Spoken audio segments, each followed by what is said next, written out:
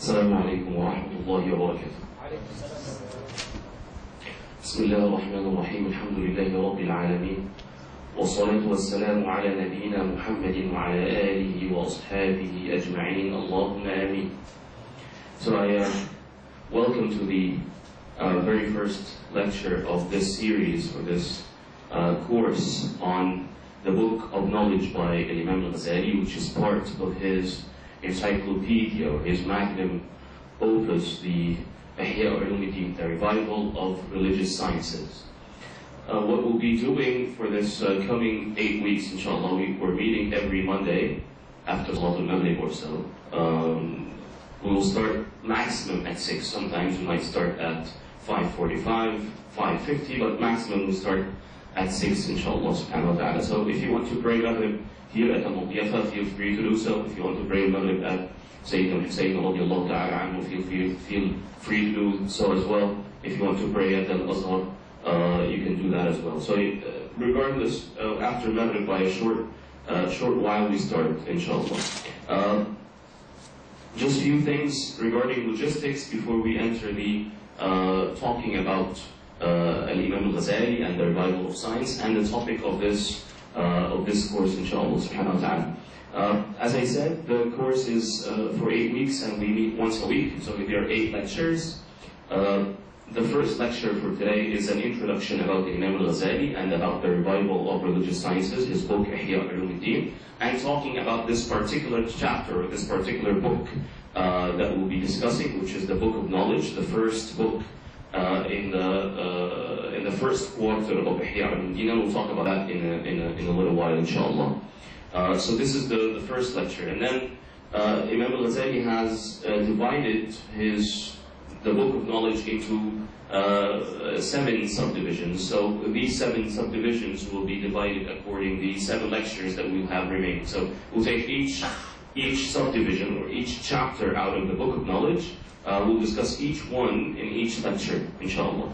We won't be going word by word, because that will take us so long. As you know, we only have 8 lectures to cover the whole entire Book of Knowledge. So what we're doing is going through certain parts in the Book of Knowledge that I will mention to you guys, inshallah. What we're doing is more of a topical analysis of the book, not like an analysis of every word by word, but rather taking it as a topic, as a subject.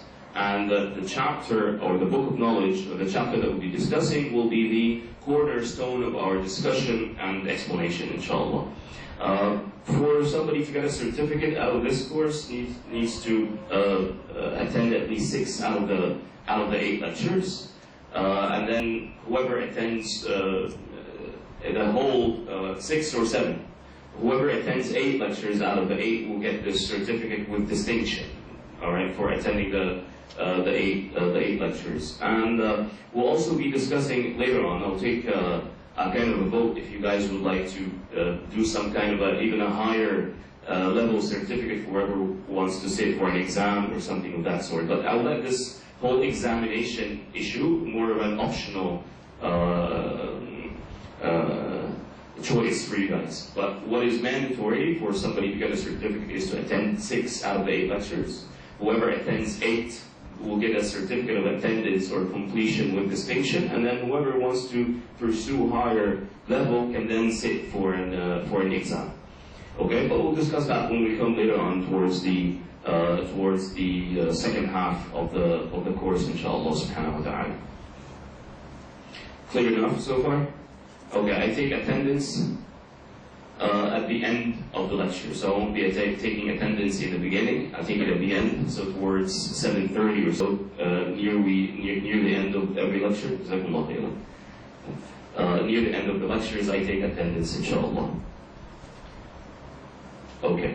So and again, please remember the number, because some of the names I might not be acquainted with it from the very beginning, so I might just call your number, and that will be even faster when you're taking attendance at the end of the class, inshallah subhanahu wa ta'ala. Okay, so the title of this course is the Revival of Knowledge, and we kind of took this title from the name of the book, from the name of the encyclopedia, from the name of Ihya Ulumuddin, the Revival of Religious Sciences, plus the name of the first book, because back then the scholars used to divide encyclopedias into books, or even sometimes they would even divide one single book into books as well. So the word kitab or book could stand today for the word unit, and then in modern academic textbooks they would divide units into chapters. So the equivalent of a unit back then would be called kitab or book. As you find, for example, Sahih Bukhari is divided into kutub. So you start with Kitabu Bad'il Wahy, so that's the unit, the first unit, and then Kitabul Iman, so that's the second unit, and so forth. So units in modern textbooks back then would be called kitab or book. So we kind of combined the name of this book, the Book of Knowledge, with the name of the encyclopedia of Ihya Ulumuddin, which is the Revival of Religious Sciences, and we call this course the Revival of Knowledge. So most of our talk will be about knowledge, education, partially about academia, about learning and teaching, about problems that are present nowadays in modern Islamic or Muslim academia and institutions at universities, especially in the East. We won't be discussing the West, like Zaytuna College, for example, by Sheikh Hamza Yusuf, but what we'll be discussing more is what is happening in the East, in the institutions of the Muslim world. We'll also be discussing about some of the societal and cultural notions or phenomena that are related to this idea of knowledge and education, academia, and learning and teaching, and so on. Before we delve into the topic, let's talk about Imam Al-Ghazali for a little bit, and then we move on to talk about the Revival of Religious Sciences, because the Revival of Religious Sciences is a work by Imam Al-Ghazali. So we need to first understand who is Imam Al-Ghazali, and then to talk about one of his works. Imam Al-Ghazali is Muhammad ibn Ahmad Al-Ghazali, At-Tusi, and then he went to Naysabur, so he became Al-Naysaburi. Okay?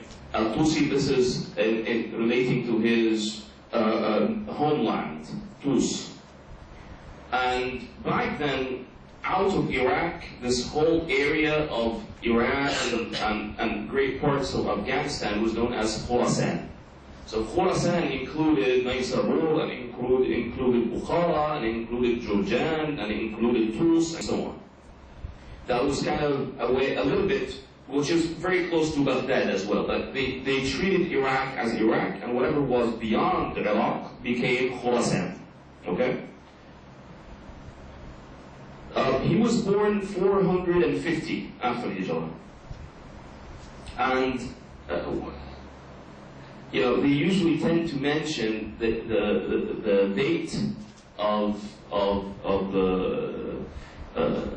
when the scholars were born in the beginning, and they would leave when they died, when they passed away at the end of biographies. But I will mention it to you now. See, he was born 450 after Hijrah, and he died 505 after Hijrah. Okay, 505. So he lived how many years? 55 years, exactly. And this is something that not a lot of people know about Imam Al-Ghazali, that he had a very short life, which is very similar to Imam Al-Nawawi as well, who had an even shorter life than Imam Al-Ghazali by about 15 years or so.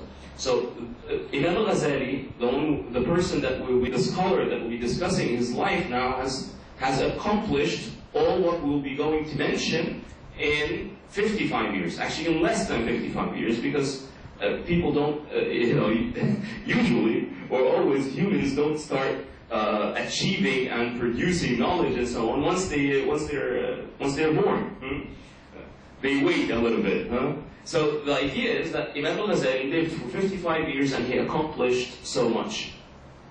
At the beginning, he studied at Tus, at his homeland, and this is something that al-muhaddithin, or the scholars of hadith, do mention, like Imam al-Khatib al-Baghdadi. They mention that in the beginning you have to take knowledge from the people from your own residence, wherever you were, your motherland or your homeland. So if you're born in Egypt, you start taking the knowledge from scholars in Egypt before you travel abroad. If you're born in Tunisia, you take knowledge from the people of Tunis or people of Tunisia before you go to Algeria or Morocco or somewhere else. So Imam Al-Ghazali started according the norm, the tradition, that he would study with a scholar or scholars from his homeland, which is Tus, and he studied with a scholar, his name is Ahmed al-Rafkani. He studied fiqh with him at Tus. And then he moved to Jurjan, and he studied in Jurjan with Abu Nasr al-Ismaili. And he stayed at Jurjan with Abu Nasr al-Ismaili for about 3 years. And he compiled what is called ta'liqa, where for the 3 years that he studied with him, he used to jot down the notes and the knowledge that he used to get from Abu Nasr al-Ismaili. And he compiled like a compendium of all the knowledge and information that he learned from Abu Nasr al-Ismaili throughout the three years in this compendium or this ta'liqa. And then when he was going back from Jurjan to Tus, back again to his homeland, the caravan that he was in was attacked by thieves. And when they attacked the caravan, they pretty much took all the luggage.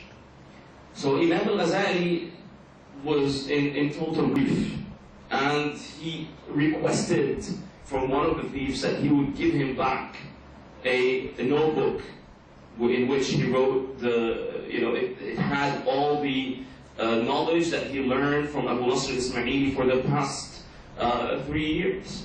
So the thief asked, "Why do you need this notebook?" So he explained, it has all my knowledge is in this notebook. So the thief laughed. "How come it's your knowledge, and if I take the notebook, you don't have it anymore?" And Imam Al-Ghazali says that this is something that Allah subhanahu wa ta'ala had made him say. He believed that this was a message from Allah subhanahu wa ta'ala that came through this, through the words of this thief. That how come you treat it as knowledge and it's not in your heart, it's not in your chest, it's not memorized. So after he took the notebook, he went back to Tus and he spent about 3 more years to memorize this compendium or this notebook of the notes that he collected from Abu Nasr al-Ismaili. And this became a habit of his, that later on, every time he writes a book or studies a book, he would memorize such book. So this became a habit or a norm of his. He went later on after these 3 years, he went later on to Naysabur, where Imam al-Haramayn, Abu Ma'ali al-Juwayni, used to reside and to teach. So he studied with Imam al-Haramayn, and he would be his grand scholar. He's probably the highest authority with whom Imam al-Ghazali has studied with. So if we want to say who was his greatest teacher, who was the greatest scholar he has ever met in terms of jurisprudence and usul and ilm al-kalam, would be Imam al-Haramayn Abu al-Ma'ali al-Juwayni. And Imam al-Haramayn used to call Imam Abu Hamid al-Ghazali Bahrun Mughliq, and in some manuscripts it's written Bahrun Mughliq, same meaning pretty much, which is a massive, a huge, enormous sea. In other words, a sea that you have no other option if you're swimming in that sea but to drown, because it's vast. You would not be able to reach the shore. And this is how he described his student, Imam Al-Ghazali, Bahrun Mughliq.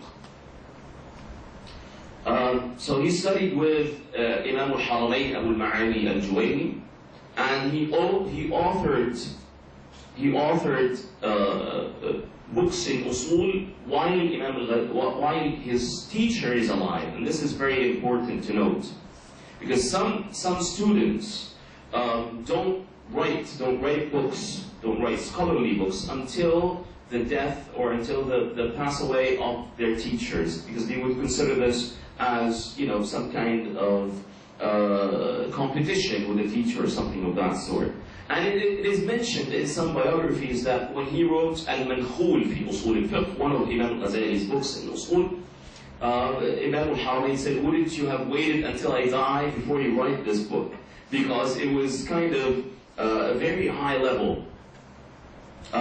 Even though some modern scholars will believe that Al-Mankhul is pretty much a summary of Kitab al-Talkhis by Imam al-Haramayn Abu al-Ma'ali al-Juwayni in Usul al-Fiqh. So, but the idea is that he was writing while his teachers were alive, and they accepted that.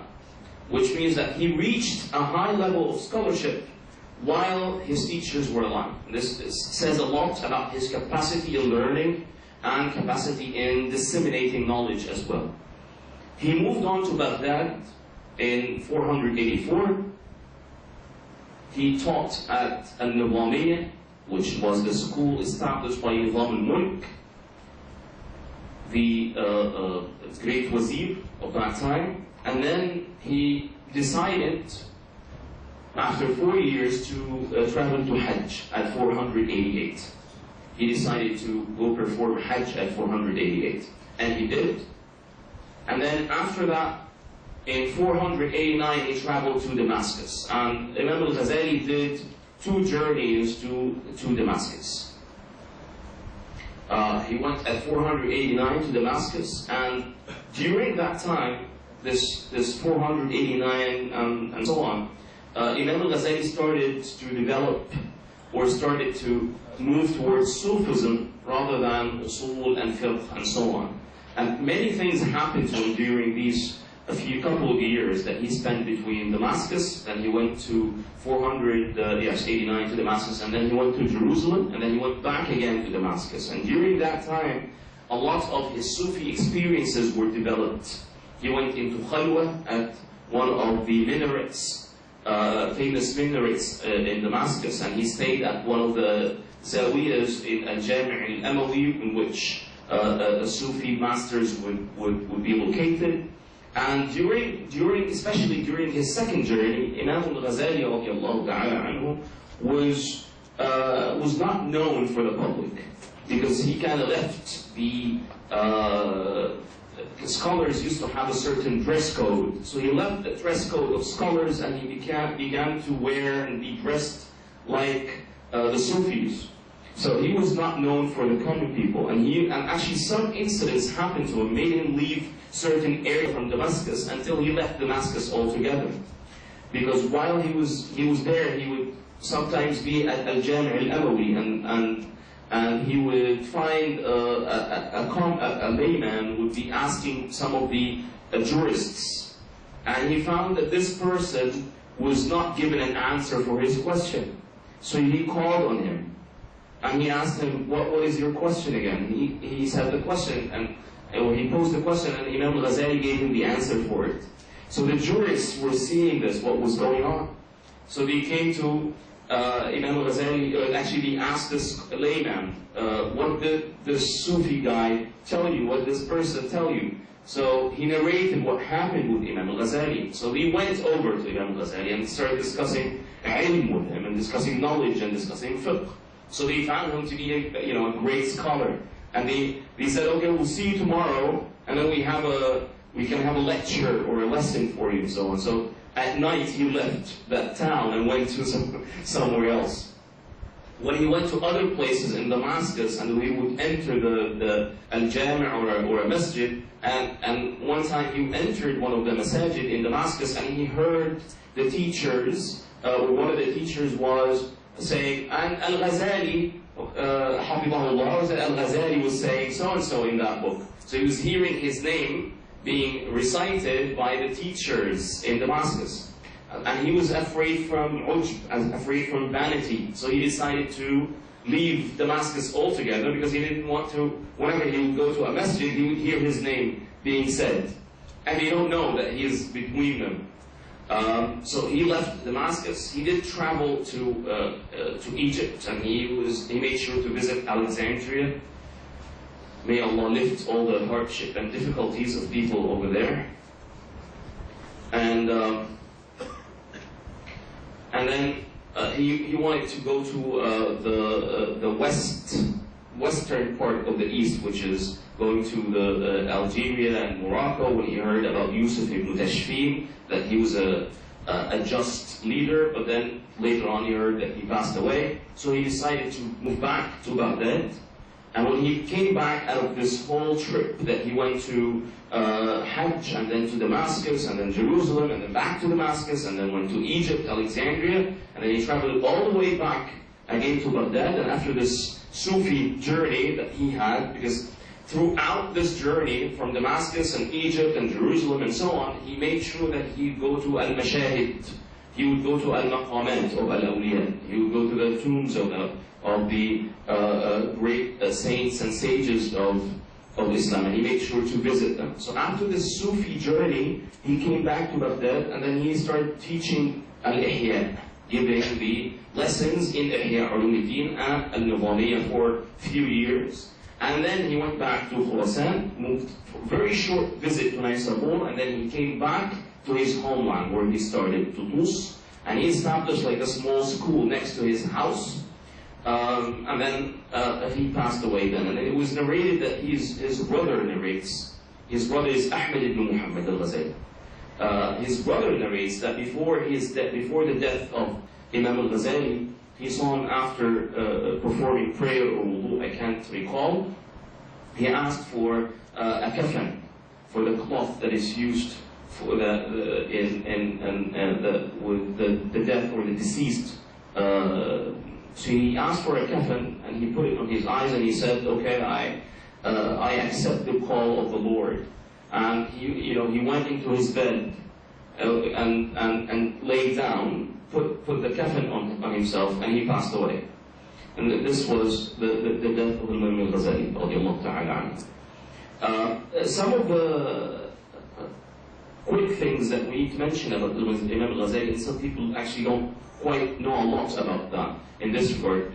It is sometimes raised by some certain groups of modern times that, and actually it was raised by other scholars actually, that Imam al-Ghazali did not study hadith. This was said about him, that he did not study hadith. In fact, he did study hadith, but it was not his expertise. This was not his specialization. But he did study hadith, and it is mentioned in his biography by Imam Tajuddin al-Subki in Tabaqat al-Shafi'iyya al-Kubra that he heard Sahih al-Bukhari, all of it, from Abi Sahl al-Hafsi. Okay, Abi Sahl Muhammad al-Hafsi. He heard Sahih al-Bukhari from him. So he did study hadith, but that was not his specialization. He was more specialized in fiqh and usul and ilm al-kalam. Throughout his life, he has wrote many books, and these books actually were listed by Dr. Abdul Rahman Badawi and others. Also Sheikh Sa'id Fouda did a study or a comparative summary of all the studies that were done about the books done on Imam al-Ghazali. Sheikh Sa'id Fouda wrote a book called Mawqif al-Imam al-Ghazali min Ilm al-Kalam, or the position or the stance of Imam al-Ghazali towards Ilm al-Kalam. And in that book, he provides a table of all the books that Imam al-Ghazali has written with the dates. Because luckily, subhanAllah, for many books of Imam al-Ghazali are known when he wrote which book at which time period. So he wrote many books. He wrote in Usul Fiqh, he wrote the book Al-Mustasfa. Sheikh Hamza Yusuf narrates from Sheikh Abdullah bin Biyah. He asked him a question: if you went to the desert and you don't have any other book with you, which book, you don't have any books but only one, which book would you choose? And he said Al-Mustasfa by Imam al-Ghazali. And this book is in Usul al-Fiqh, or Principles of Usul al-Fiqh. He wrote another book that I mentioned earlier, Kitab al-Mankhul fi Usul al-Fiqh, which some scholars raised the idea that was summarized. It's a summary of Kitab al-Talkhis by Imam al-Haramayn al-Ma'ali. And Kitab al-Talkhis is somewhat another summary of, or a collection of the ideas and thoughts of Imam Abu Bakr al-Baqillani. He wrote in books of logic, and Imam al-Ghazali had this, had a very important role in logic. First role that he he had logic as an introduction to usul al-fiqh. When he developed and structured an introduction in logic in his book Al-Mustasfa. Because then you find somebody like Ibn Qudama al-Maqdisi al-Hanbali, when he wrote Rawdatul Nadir in Usul al-Fiqh, in the Usul of al-Hanbalis, he had an introduction in logic, because he based Rawdatul Nadir on the structure of al-Mustasfa. But then Hanbalis could not stand this idea that the beginning of Usul al-Fiqh is an introduction in Mantiq, because the whole relationship between logic and philosophy had some people become irritated from this idea. Their idea was, let's keep logic away from the sciences of Sharia. Yes, it is a science, we study it, but we don't let it be a part of the science of Sharia. Imam Al-Ghazali had this idea, let's put logic, because many of the ideas in Usul Fiqh is based on a kind of logical reasoning. So he did provide an introduction in logic in the beginning of Al-Mustasfa. By the way, Ibn Qudama later on took away this introduction. So the Rawdatul Nadir that is printed nowadays is based on the manuscript from which Ibn Qudama al-Maqdisi rahimahullah deleted or took away this introduction in logic.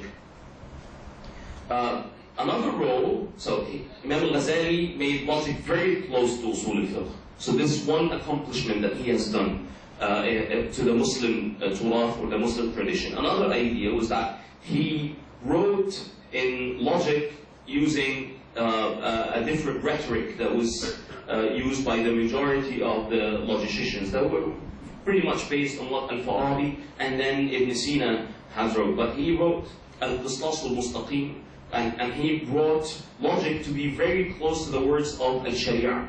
So he started using words like al-mizan and so on.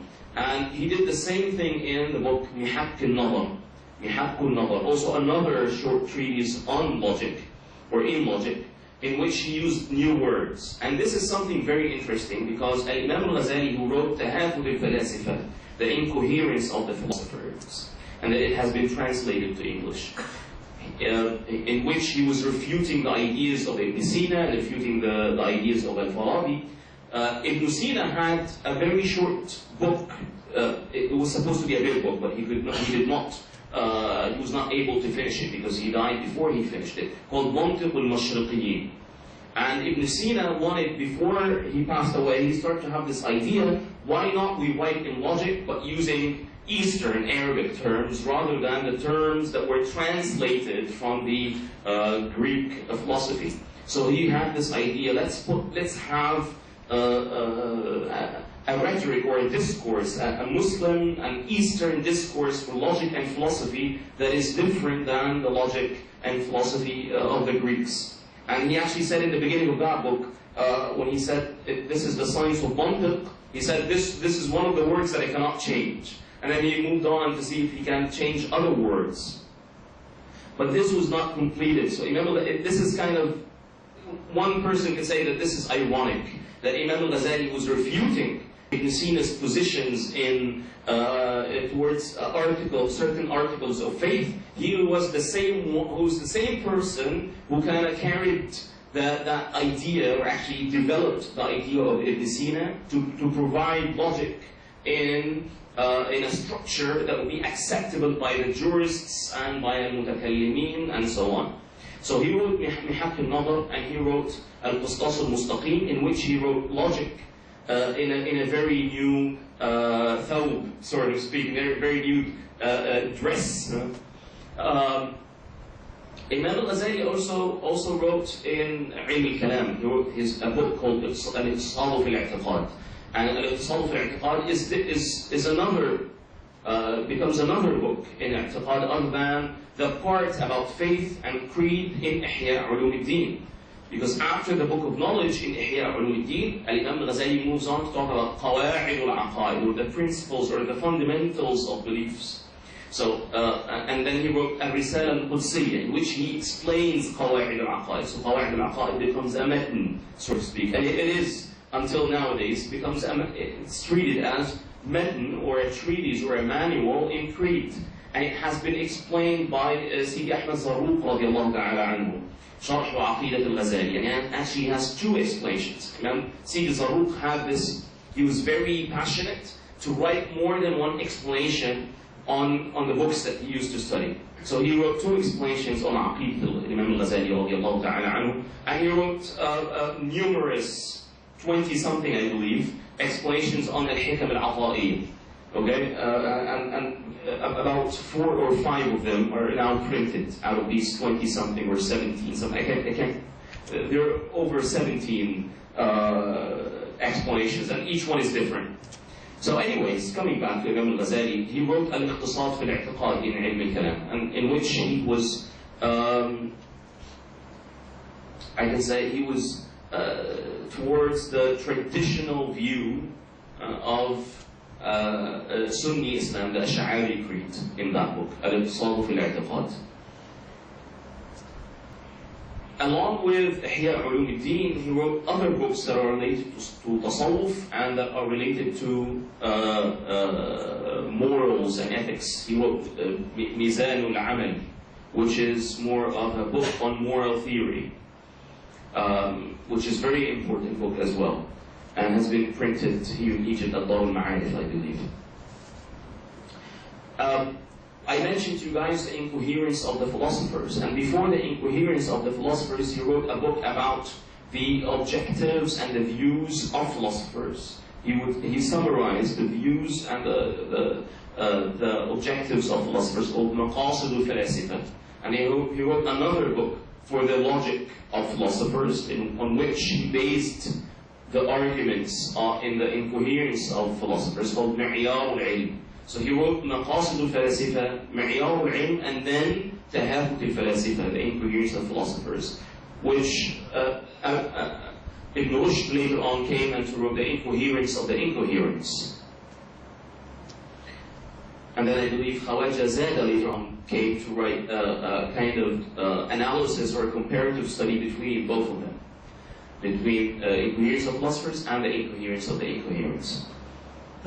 And he wrote also the Alchemy of Happiness, which was originally Persian, and this is something for you guys to know, that back then scholars used to be bilingual, and this is something we need to pay attention to, that there is a vast amount of Sunni Muslim tradition that is written in Farsi, written in Farsi language, written in Persian, and many of these works are not translated to Arabic.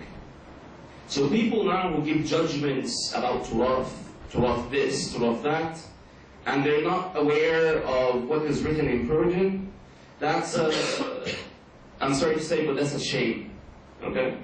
We should not give general arguments about Turath before we even explore Turath.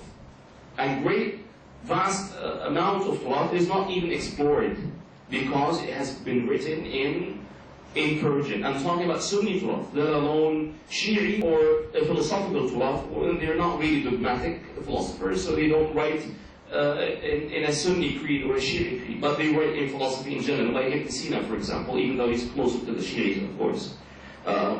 Ibn Sina, for example, he has a book in logic that is written in Farsi, and it's translated to English, and I have not heard or seen that it was translated to Arabic. The Alchemy of Happiness, parts of it are translated to Arabic, but I haven't seen an Arabic translation of the Alchemy of Happiness.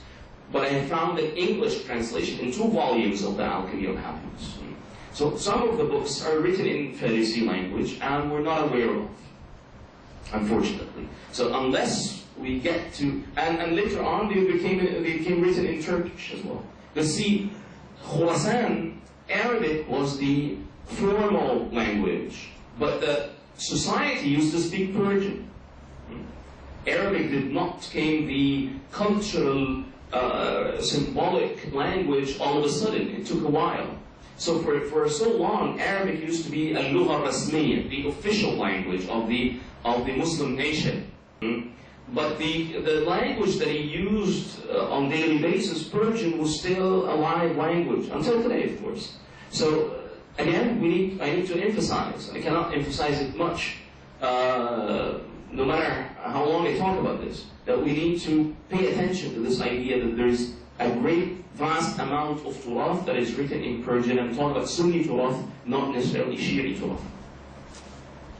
Last notion I want to mention about Imam Al-Ghazali, that he wrote his, actually last two notions, he wrote an autobiography for himself called Al-Munqidh min al-Dalal, the deliverance from error. And he did not talk a lot about specific details of what happened in his life, for only the things that are related to knowledge and the acquiring of knowledge and his pursuit of knowledge and his pursuit of the truth and his pursuit of wisdom. And I believe Imam Al-Ghazali was one of those scholars who paid a lot of attention to the differences between truth and wisdom on one hand and knowledge and academic knowledge on another hand. He made this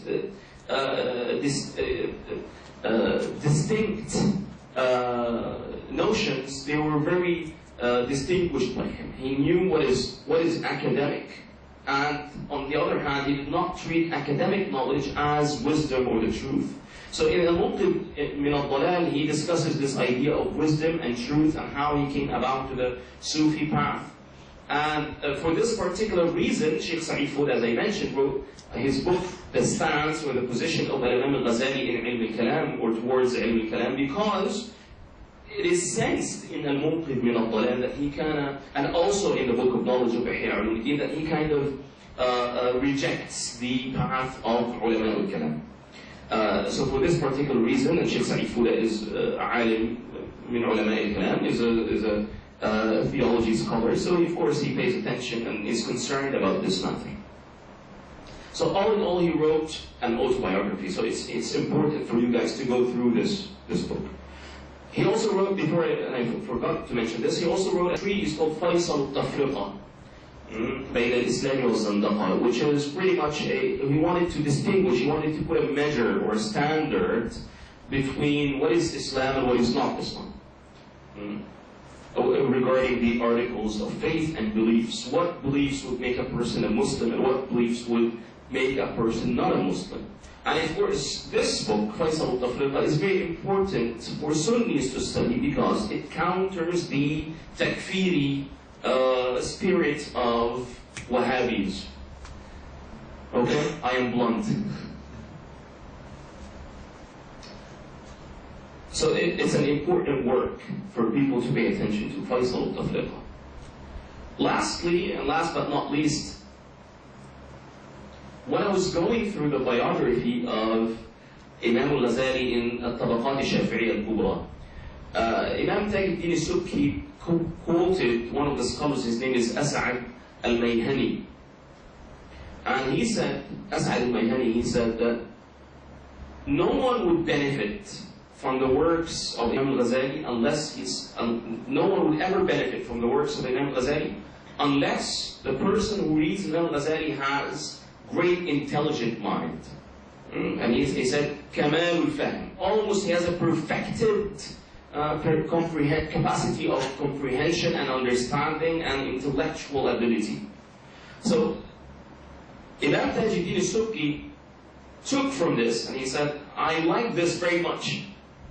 And then he said that if you are reading for anybody who has a higher level than you, if you really want to benefit from his work, you have to be, you must have this capacity, great capacity of comprehension for you to understand someone who has a higher level of scholarship than yourself. And then he quoted his father, Imam Taqiyuddin al-Subki, saying the same notion. But he also added something. That not only you have to be on the same, not only you have to have this capacity, great capacity of understanding and comprehension, and this be intelligent, you also need to be close to the person. And then he said something really interesting, Imam Taqiyuddin al-Subki. So if you have these two qualities, you have great intellectual mind, and you have enough knowledge that you're close to the person who is higher than you. He said, but be careful. Even then, whenever you come to judge the person, you'll be judging him according to whatever you have, not what he has. So even though these are two requirements for you to critique, they're talking about critiquing and judging, some other person's work whose work is higher than you, higher in level, in academic level or scholarly level, you then make sure that whatever judgment you give, it is based upon what you have, not what he has.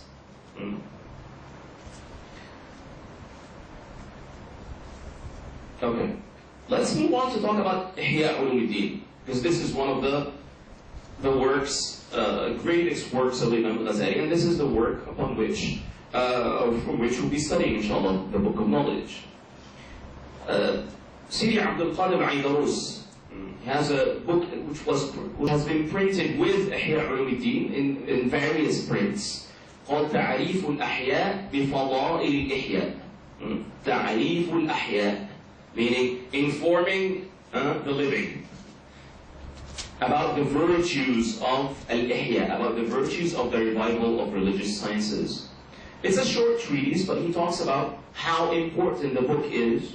He gives an introduction about the chapters and topics that Imam Al-Ghazali discusses in the book, and then he moves on to talk about some of the praising that Imam Al-Ghazali has received.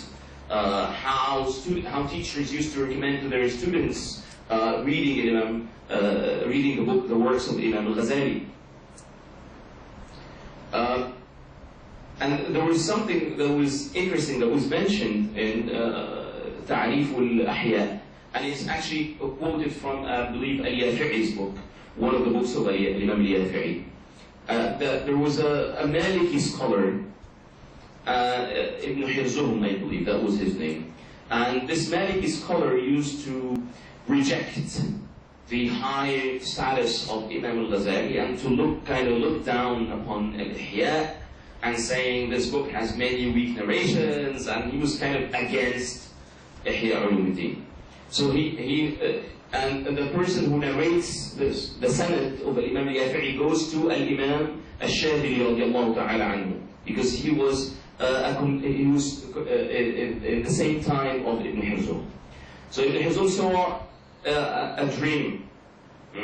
When he was saying this, he saw a dream in which Imam Al-Ghazali took him to the Prophet sallallahu alaihi wasallam, and he said, and he brought Ihya Ulumuddin with him, and he said, this person says that I say in these books, in this book, things that are against your sunnah sallallahu alaihi wasallam. So the Prophet alayhi wasallam offered to Abu Bakr as-Siddiq radiallahu anhu to take a look at Ihya Ulumuddin, and also offered Sayyidina Umar ibn Khattab radiallahu ta'ala anhu to take a look at Ihya Ulumuddin, and both of them said, this has the sunnah. So the Prophet sallallahu alaihi wasallam ordered that Ibn Hirzum would get a punishment by lashes on his back.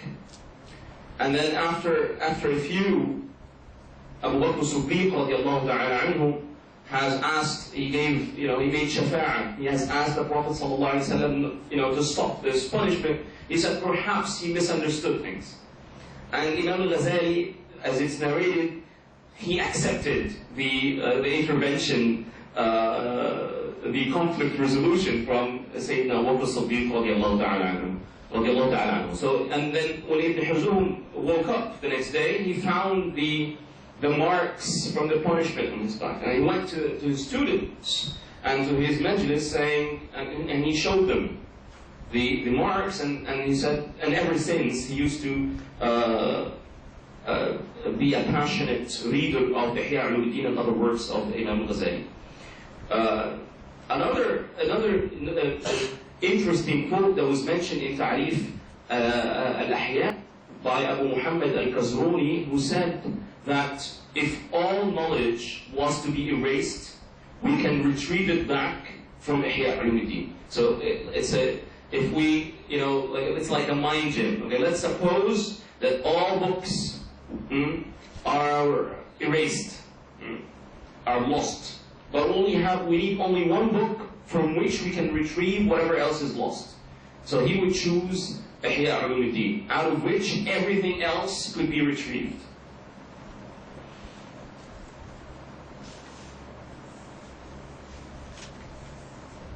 And I found also there there is a comparison, not a comparison, but there is a meaning that has been restated by more than one scholar. They say that the Prophet ﷺ is the master of all, of the leader of all prophets, and Imam Al-Ghazali is the master of all writers. There's also this idea of that the Imam Al-Ghazali radiallahu ta'ala anhu is something that the Prophet ﷺ would show other prophets and would ask them, is there any of your followers are like Imam Al-Ghazali? Any of your ummahs, any of your nations, do we have any scholar like the scholar that appeared in my ummah, who is Imam Al-Ghazali radiallahu ta'ala anhu? Last few ideas that I want to mention, how Ihya Ulumuddin was really important. Sidi Abu Hassan al-Shadili radiallahu ta'ala anhu used to say that if you read Al-Ihya, you will get ilm. من قرأ الإحياء ورث العلم. Whoever reads Al-Ihya inherits knowledge.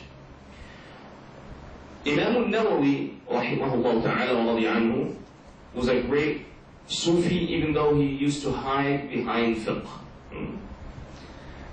He said, كان الإحياء أن يكون قرآنا.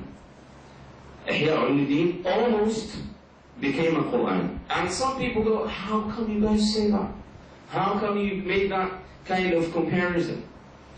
And when I read this narration from Imam An-Nawawi radiallahu ta'ala anhu, and then you go through the biographies, and I will tell you some of the interesting numbers. For example, and I'm talking about, I'll give you examples from the Yemeni scholars only, how they gave attention to Ihya Ulumuddin, and then from whatever I will narrate to you guys, we'll go back to examine the quote that has been narrated to Imam An-Nawawi radiallahu ta'ala. For example, Sidi Umar ibn Hamid al-Alawi, it is said that he read Al-Ihya with Sidi Abdullah Haddad, Qutb al-Irshad in Yemen, 18 times. He read Ihya Ulumuddin, which is printed in about 10 volumes now, and he read that 18 times, and then he read it with Sidi Ahmed ibn Zayd al-Habashi 13 times. Others, until this very day, they finish Ihya Ulumuddin every 40 days. They divide Ihya Ulumuddin into 40 divisions, and they read one part a day. So every 40 days they do khatm of Ihya Ulumuddin, perhaps until this very day. Sheikh Hamza actually narrated that he used to attend that when he was in Tariq. Abdul Rahman ibn Abi Bakr, Ibn Ali ibn Abi Bakr, a scholar from Yemen as well, he read Al-Ihya with his father 40 times. And he did a reading with it of it with his students for another 40 times. So this person, with his father and his students, in total, he read Ihya Ulumuddin 80 times in his life, other than perhaps he read it individually. So for this particular reason, when you go back, these are just 3-4 examples that I have given. When you go back to what Imam An-Nawawi has said, كَانَ الْإِحْيَاءُ يَكُونَ قُرْآنًا, because they used to read it so much.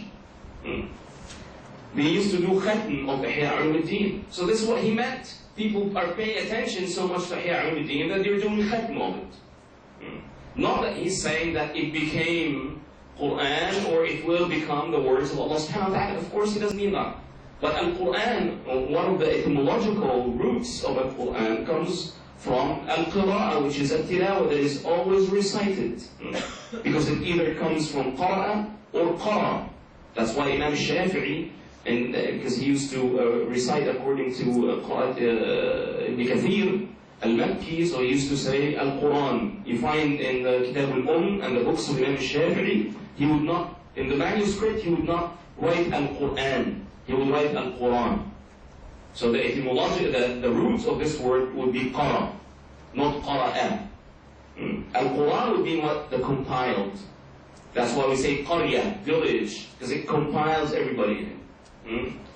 So the idea was that, and also this could be كَانَ أَنْ يَكُونَ Quran, because it's compiling everything in it as well. That Ihya Ulumuddin compiled a lot of knowledge. This is what Imam Nawawi has meant. And in تعريف الأحياء as well, it is said من لم يقرأ الإحياء, I believe in that book or somewhere else, من لم يقرأ الإحياء فليس من الأحياء. Who does not read the revival of religious sciences is not among the living. And Sheikh Abdul Rahman al-Saqqaf has said من لم يطالع الإحياء فما فيه حياء. Haya could be shyness, or and the reason they say this is that Ihya Ulum al-Din, you find Imam Al-Ghazali in that book. He's like your conscience. He's the voice of your conscience in that book. Whoever reads Ihya Ulum al-Din always get the idea, always have the question in mind, am I a hypocrite or not? Am I following some kind of vanity or some kind of delusion? This question, you find it always raised in your mind while reading Ihya Ulum al-Din. So it becomes like a voice of conscience. So for this reason, if whoever does not read Ihya Ulum al-Din is lacking this. And ليس من الأحياء من لم يقرأ الإحياء ليس من الأحياء. Whoever does not read Ihya Ulum al-Din, he is not among the living. And the reason is, we go back to the talking about al-Ihya more deeply. See, it's called Ihya Ulum al-Din, the revival of religious sciences. And Imam Al-Ghazali, in this book, he explains why he called it Ihya Ulum al-Din. And he devised logic in the structure of this book. How's that? See, Ihya Ulum al-Din is a compound, right? Made out of two components, two parts. Ihya, the revival, and then Ulum al-Din. And one might say that Ulum al-Din is another compound within the big compound, within the general title. But we have two things that we're talking about, the revival and Ulum al-Din. So he talked about this notion of revival in the introduction, and we'll come to it. And then he made the beginning of his book about knowledge, about ulum, in which he made a chapter to talk about the differences between ulum al-akhirah, the sciences of the hereafter, and the sciences of this world. So in this regard, this is a very logical introduction, because al-hukmu ala shay'i far'un an tasawwurihi. Propositions, logical propositions are based upon conceptions. So we need first to conceive, what do we mean by the revival? And what do we mean by religious sciences, in order for us to understand what do we mean by the revival of religious sciences. And the word ihya, the translation from ihya to, the word ihya in Arabic means what? To make something alive again. And when you go to check the etymological, in any kind of etymological dictionary about the word revive, it comes from the prefix re. Re means what? Re is a prefix. That would mean what? Repeat or back again, right? Return. Do that turn again. Okay. So, and then vive comes from the Latin and then also an Old French, which is vivere, which means to be alive. So being reliving again, coming back again. And from vivere, one could say that also comes from the word vivid. Something that is vivid is something that is spirited, something that is alive, animated. It has some kind of energetic, so to speak. And this is what he wanted to make in Ihya Ulum al-Din. And no wonder Imam Al-Ghazali radiallahu anhu, who's later on showed that there's a consensus among scholars that the Al-Mujaddid of the 5th Hijri century is Imam Al-Ghazali. Because the first is Umar ibn Abdul Aziz radiallahu ta'ala anhu, then Al-Imam al-Shafi'i radiallahu ta'ala anhu, then Abu al-Hasan al-Ash'ari radiallahu ta'ala anhu, then Abu Bakr al-Baqillani radiallahu ta'ala anhu, and then Imam Al-Ghazali radiallahu ta'ala anhu is the Al-Mujaddid of his century, of the 5th century. He talked about in the introduction, and you'll find me going through this translation by Nabi Amin Faris, and there are a couple of translations for this book, but this is, I guess this is the one that would be available. It's available PDF, and we'll talk about this logistics idea in the end, how you get copies of that. But I have 2 copies for if the sisters want to take one and photocopy out of it, and for the guys as well. Okay, so this is the one, the translation that we'll be using, because it's also available in PDF online. So everyone, I'll tell you how to find it after the lecture, inshallah. So if you want to have somebody photocopy a copy for you, or if you want to use it on a phone or on a tablet or something, you want to download the PDF and that's it, you can do that as well. You find Al-Ghazali in the beginning of the book talking about other than the division of the book, he also talked about what he introduced in this book, things that he had been doing differently, and I'll go through this before the division. He said that he made 5 things. He brought about 5 things in Ihya Ulumuddin that differs Ihya Ulumuddin from any other work. And he said the first one is that he has clarified whatever has been seen as obscure and treated as something that is strange in the works of scholars. So he made whatever that is obscure and strange, he made it become something that is easy to understand. So he clarified whatever the scholars had made obscure. The second, he said that he arranged the things that they have disarranged. So some of the ideas that are in Ihya Ulumuddin are scattered in other books. So what Imam Al-Ghazali did in Ihya, he compiled ideas and notions that were before Ihya Ulumuddin, you would not locate them in one single book. So he made them all together in his book. The third, that some of the things that they elaborated, he had condensed these ideas. The fourth, some of the things that they have repeated over and over, he deleted that, and he would not make it repeated as much. So whatever is elaborate, whatever things that they have mentioned in long pages, he would make it in a shorter version. And whatever they have repeated, he had made it more condensed.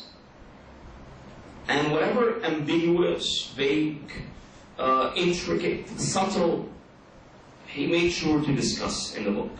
Some of the ideas are subtle. There are subtle differences, intricate matters, things that are vague, things that are ambiguous, not easily understood in the works of scholars. He has put that in Ihya Ulumuddin as well. And then, near the end of the introduction, he mentioned how he has put this book in the structure of al-fuqaha, of jurists. He has put Ihya Ulumuddin in a structure of al-fuqaha. Because he divided this idea of division into quarters, and he would divide each quarter in books and each book in chapters. This is based on logic, notions of logic, and it's also an idea that is found in books of fiqh. You find each book is divided into fusul, and fusul abwab, and abwab masail. So it's the same thing, this idea of arba', 4 quarters, and each quarter has a certain number of books, and each book has a certain number of chapters. So this would be much easier for the jurists to read. And he said that some of the scholars of his time used to write in medicine, used to write books in medicine, according to the structure of astronomy. So they would check the outline of books in astronomy, and when they write, they take the philosophy of the outline of books in astronomy, and then they would write in medicine. Why did they do that? He said that they wanted the books of medicine to be appealing for the emperors and the al-wuzara and so on, because some of the leaders back then used to be very passionate about astronomy. So the doctors, the scholars in medicine wanted to appeal to the decision makers. So how do we do that? Okay, let's write in medicine in the same method of astronomers. And this notion is known recently by this notion of transfer, which is, and this you find in Thomas Kuhn's book about the structure of sciences and the revolution of sciences. He comes from a background, he talks about physics, and he comes from a background different than physics. So this idea is known now as transfer, that you find one scholar is writing, when he gets familiar with other disciplines than his, when he goes back to his discipline, he will be influenced by whatever he has encountered. And also, having this outer view, this idea you bring consultants from, not from inside the company, but you bring consultants as freelancers perhaps to give a view or a perception of somebody from the outside. So Imam Al-Ghazali wanted to appeal to the fuqaha, so he wrote his book in this fashion, in this manner. What is really interesting is that it is known, especially among the modern scholars, that Sidi Ahmad Zarruq radiallahu ta'ala anhu, when he wrote Qawa'id al-Tasawwuf, the principles of Tasawwuf, he used an usuli rhetoric in that book. And some of them, they treat Sidi Ahmad Zarruq as if he's the first one to do that. But rather, I believe Imam Al-Ghazali was before. He had the initiative.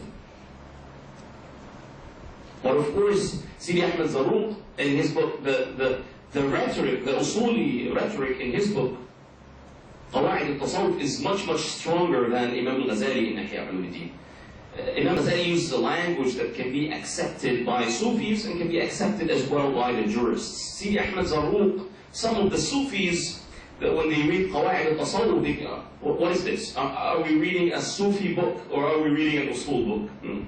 But Imam Ghazali radiallahu ta'ala anhu made his book appealing to everybody, to both camps, so to speak.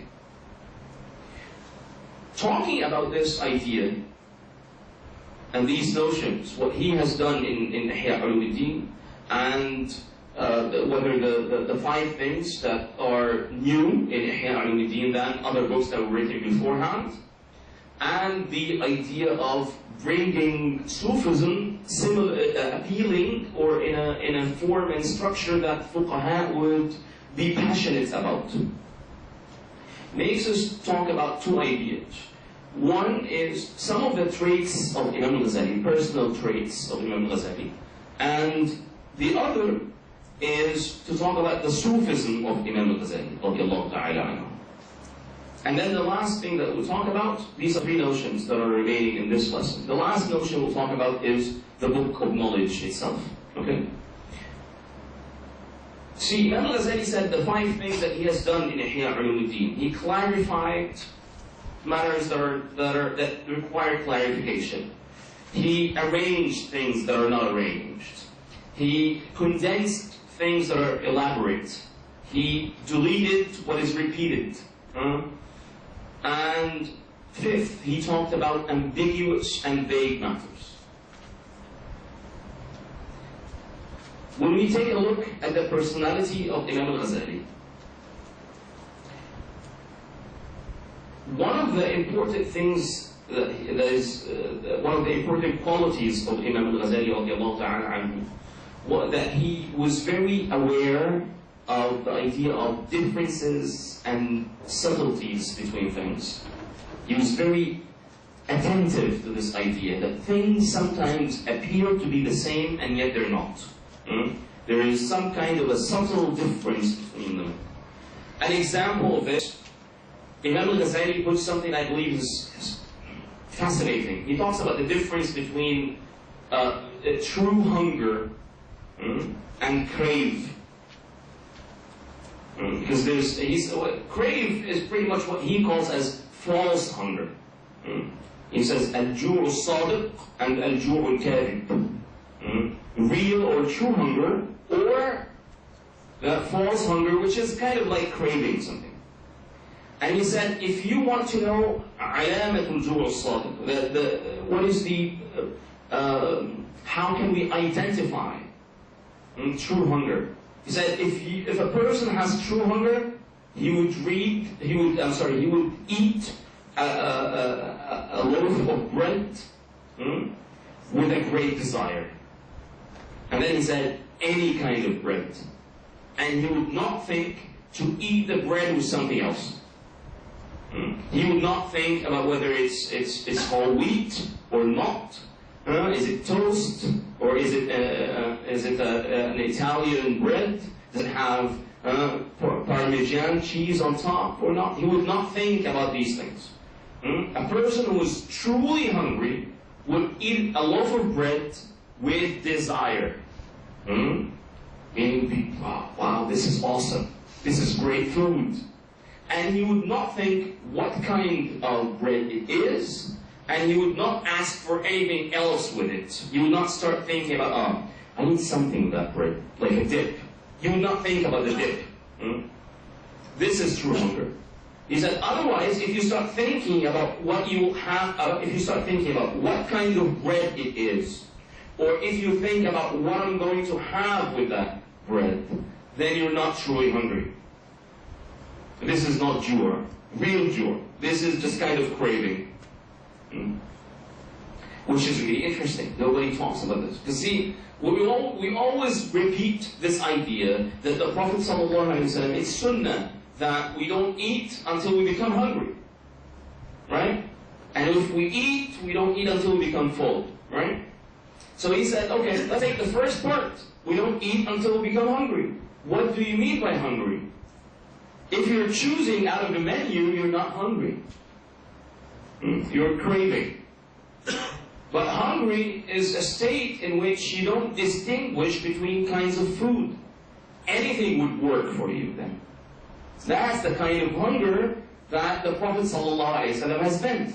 So these were the subtleties, the intricate matters that Imam Al-Ghazali used to pay attention to. Differences between things that would appear similar, but in reality they're not similar. Imam Al-Ghazali, throughout his works, is always concerned about these matters. And this quality of his has another quality which is related to this one. That is, he was able to distinguish between expressions and meanings. Expressions and meanings. Imam Al-Ghazali saw that there are dynamics between expressions and meanings. And he saw that many of the differences between sects is a result of differences in expressions. Either people use the same expression for different meanings, same expression but different meanings, or people express the same meaning in different expressions. And out of the dynamics of these two phenomena, people become into groups and sects. But in reality, if they deconstruct their ideas, they will find out that the difference is not that great. Or perhaps there's no difference at all. And sometimes you find that there are differences in context. Meaning they're discussing the same notion but from different contexts. So in reality there is no difference, it's just diversity. And I tracked him in almost all his books, almost Arabic ones, almost all his books. And I found him always saying that the person who stops, or makes the expression the cornerstone of understanding and does not pursue the meaning, whoever stops at the linguistic level and does not pursue the deep meaning will be always, giving misjudgments. He said that in Hakim Nawar. And I'm not saying these things I inferred. This is something he states in the book. Clearly, sometimes he would use the same sentence word for word in two books. when he's stating this. He said that in Mahak al-Nadar. He said that in Iqsaf al-I'tiqad. He said that in Al-Mustasfa. He said that, I believe, in Ma'yar al-Ilm as well. He would say that, he said that in Ihya Ulumuddin. He used to say he would state this matter. Don't stop at the linguistic level, pursue the meaning. And this is the second quality of his. He did not stop at expressions, and he would rather dig deep for meanings. So the first one, he used to look for intricate and subtle differences. Number two, he would not stop at expressions and linguistic, the surface of the matter, but he would rather look deep into the meanings. What do we mean by things? Number three, he was very fond of, and a great passionate writer when it comes to metaphors. And this is part of reviving. You will find, for example, Al-Farabi in his book Al-Qiyas al-Saghir, and he was in the introduction of the book. He was saying that Aristotle wrote logic in Greek, and he gave examples that are appealing to the Greeks. So if we write logic for us now, meaning the time of Al-Farabi, and if we want to be real followers of Aristotle, we have to use a language that suits our culture and society, and we have to give metaphors and examples that will be appealing to them. We should not repeat the examples that were given to the Greeks. We need to provide examples that would appeal to the Muslims nowadays. This is Al-Farabi saying that. Imam Al-Ghazali rahimahullah ta'ala wa radi anhu was very fond of metaphors. One time I wrote a Facebook status about this idea of metaphors and this idea of imaginative rationality. Because in metaphors, what they do is they bring notions, abstract notions, and they do embodiment. They make it as if they're physical, so they become easier to understand. Some philosophers make the argument that geometry is metaphoric. It's a figurative modeling of abstract ideas. Because in reality, triangles are not there. Triangles are only on paper. Okay? So when you think about this idea of angles, for example, while you're thinking, you're at the same time doing pure sensation. You're looking around you. So whatever you're sensing from the environment around you becomes an obstacle for your thinking. The mind is very much dependent on the sensations. So, and Al-Farabi has said that in Al-Ta'liqat and Ibn Sina. So he said, we give models in geometry, so the mind would be thinking about something, and at the same time the sensations, which is the vision, is aiding the mind, is aiding the intellect. The same concept happens in metaphors. Ideas, like for example, you find Imam Al-Razi in Al-Matalib Al-Aliyah. He has a small chapter where he talks, a small part of the book when he talks about time in about 100 pages. And the last few pages, when he talks about time from a philosophical point of view, and he made a chapter titled "The Metaphors Used to Explain Time" in his book Al-Matalib Al-Aliyah. The metaphors used to explain time and to explain the idea of now. You find scholars of philosophy, when they want to explain now, they would use sometimes the idea of the dot in geometry, the point, al-nuqta. Sometimes they use a raindrop to explain what it is, what now is. Because now is a great mystery. What is now? What is now? Is it something real or not? Past is past, future is future, what is now? So they use this idea of dot, this idea of a raindrop to explain what is now in philosophical terms. I even found a Shi'i philosopher, Mir Daman, in his book Salat al-Mustaqim. He wants to explain now and so on. And he starts drawing circles and triangles to prove from a geometric point of view, what is the dot? in order to do qiyas, analogy, to compare the now to the not.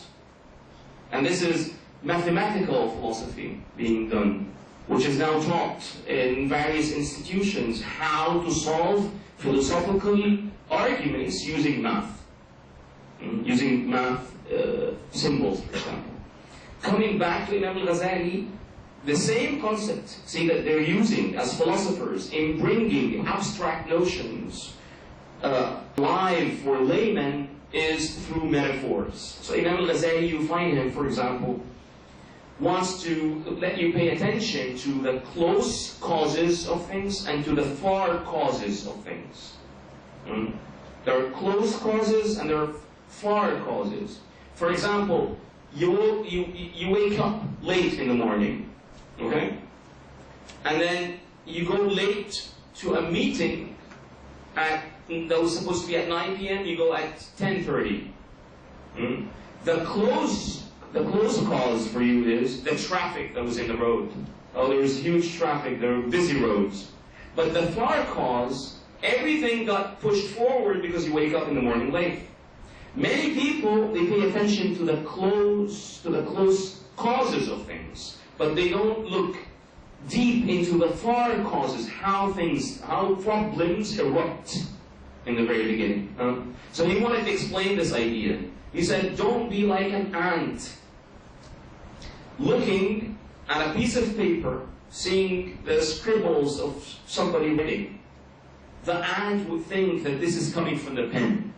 It would not think about that the pen is being held by an arm, and this arm is directed by the mind of a person, and this person, it has a body and a soul, and part of his soul is this mind, and his voluntary actions upon which he is writing. The ant would not do that. It would only think about the pen that is moving on the paper. So he said, don't be like the ant that looks at the pen writing on the paper, but rather think about the far causes of things that happen, not only the direct causes. So this was his style of writing. He would explain things, because this idea of close direct causes and indirect causes is an idea, causality, that was kind of discussed by Aristotle and mentioned in philosophical works. So he would explain this abstract idea in terms that an 8-year-old would understand. And this is something that Einstein said, right? If you can explain it to a 10-year-old, then you don't really understand it. If you cannot explain things in simple terms to young people, things that are really difficult, then you don't really quite comprehend them. Imam Al-Ghazali was able to explain things in examples. When I wrote this Facebook quote about how scholars use metaphors, and how this idea of imaginative rationality is all over books of Torah, one of my shuyukh, Sidi Abdul Nasir al-Balibari, has said, well, one of the clear examples is in Imam Al-Ghazali in Ihya Ulumuddin. It's full of metaphors and similes and analogies between ideas. So this is a third quality of his. A fourth quality is that Imam Al-Ghazali was very much concerned about sectarianism in his age. And this is something that Sheikh Hamza Yusuf has touched upon. There is a lecture that I recommend for you guys to watch on YouTube called Why Imam Al-Ghazali is Critical for Our Time. Something of that sort. If you write Al-Ghazali and then critical, these two keywords, you'll find a lecture that was delivered by Sheikh Hamza Yusuf in Kentucky. So he was very concerned about this idea of sectarianism. There are many groups that were found during his time.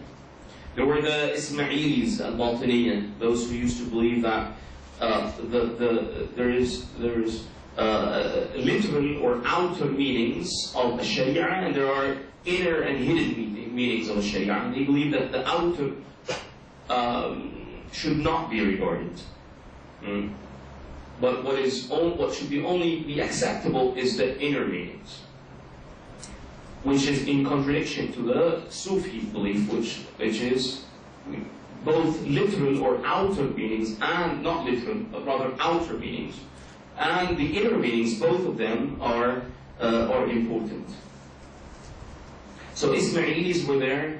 There were somewhat Mu'tazilis were still present at the time. Real Mu'tazilis, not the modernists, Arab modernists nowadays who want to provide secular views for the society and then say we're Mu'tazilis. Mu'tazilis are not secularists, by the way. Qadi Abdul Jabbar, he was Qadi, he was a jurist.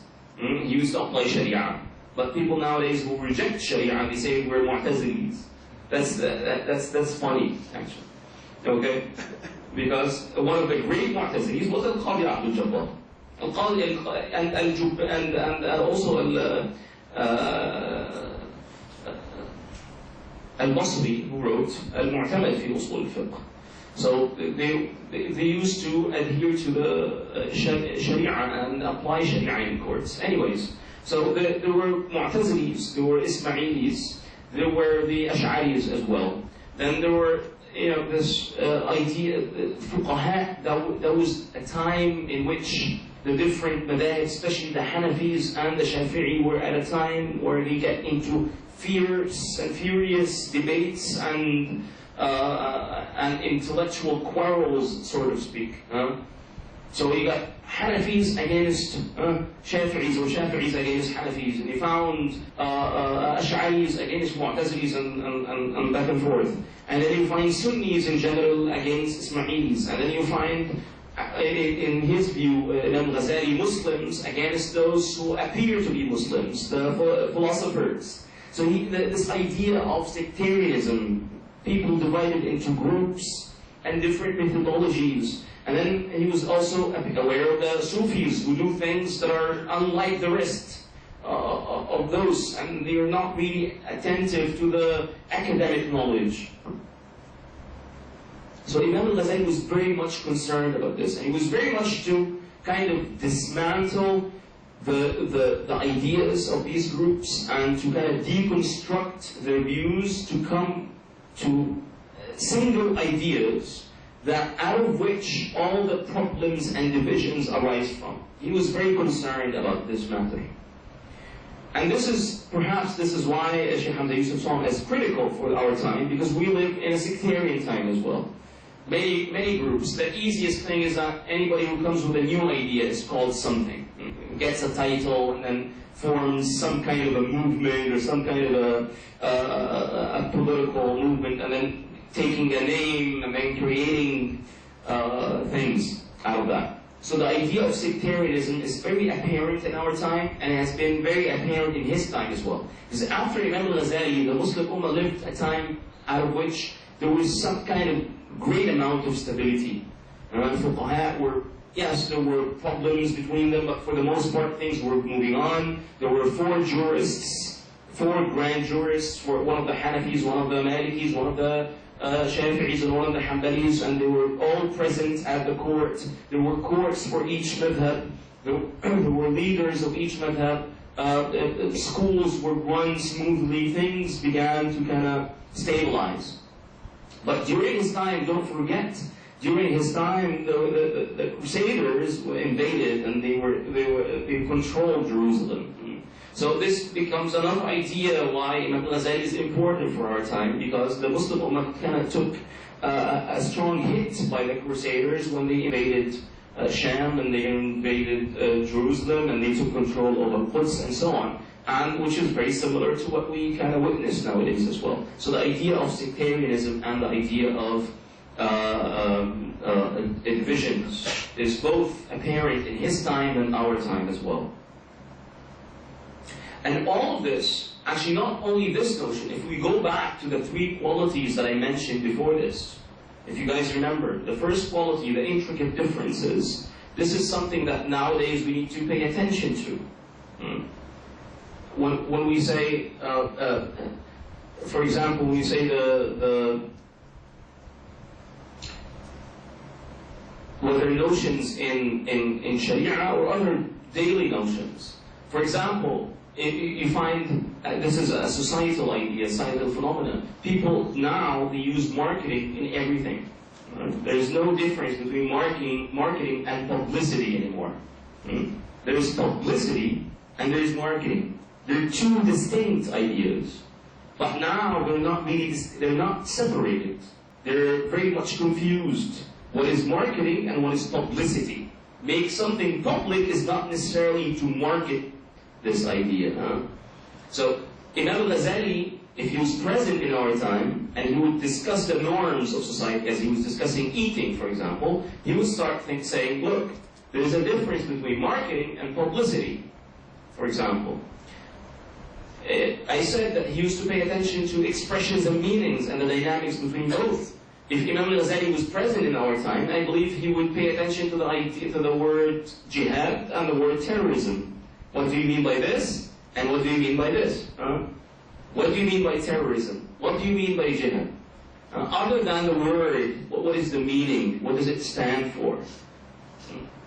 Imam Al-Ghazali, if he in our time, he would use metaphors that are similar, that are appealing to the minds of the public. But nowadays, what we're doing is we're repeating the same metaphors that are mentioned in the early books. But actually, Imam Al-Ghazali is a person who gives metaphors that it can be used across times. Subhanallah. This is part of contextualizing or putting Imam Al-Ghazali in the modern contemporary context, how we can benefit from his personality and how we can benefit from his writing as well.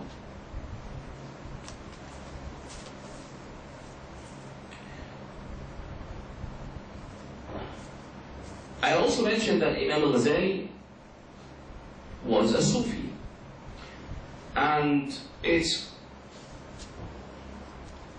for some people it's not known. For some people, they ask, with whom did Imam Al-Ghazali study, or from whom did Imam Al-Ghazali acquired Sufism? And Imam Al-Ghazali came in contact with Sufism on 3 levels. First level is his brother, because his brother, actually, there should be 4 levels.